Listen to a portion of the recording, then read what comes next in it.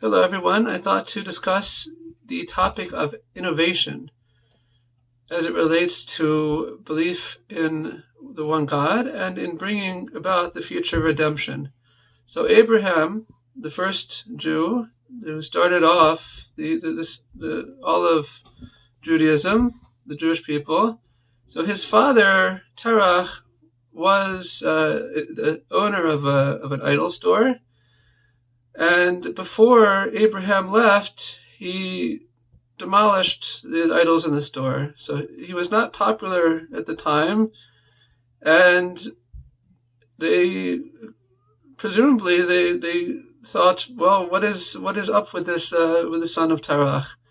They didn't understand that if Abraham had a Wikipedia page in his controversies section, it would say that he broke all the idols of his father's store, and what kind of a person would do that? But as we know, that in the pursuit of truth, in the pursuit of the belief in the one God, so he was helping his father by breaking these idols. And we have many times throughout history that there was innovators who, at the time in their generation, were not understood so readily. You have the Baal Shem Tov, the founder of the Hasidic movement, who, at the time, there was a great opposition to the Hasidic movement, because things that it was teaching, the mystical dimension of the Torah, relating it to even teaching to the simple folk, just to everyone, to show that the beauty and the connection for every Jew, and ultimately the whole world, to connect to God. So this was an innovation, and it took time for the world to catch up, so to speak.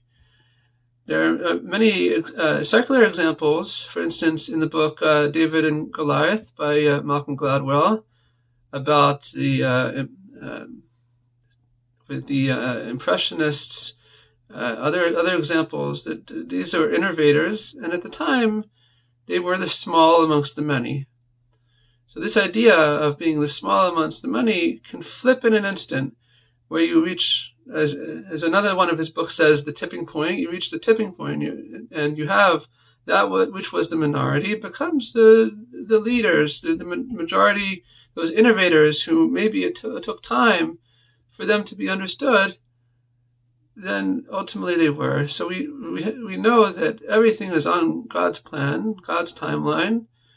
And in our belief and trust in God, sometimes it takes time for the redemption, for the goodness to be revealed in our own lives. God has a plan for our own lives, and to be patient, to know day in, day out, with our belief and our trust that everything will work out, that we'll see the revealed good in everything that has happened, that happens in our lives, and to know that ultimately, that although maybe today I'm in the minority, that in the future that it will be that all nations of God, all creations will recognize the truth of the Torah, the truth and the oneness of God, and come to learn from the real dimension of the Torah and the inner dimension of the Torah. And we have to, with a surety, we have to trust that God is good, and He wants us to see the revealed good in everything in His world.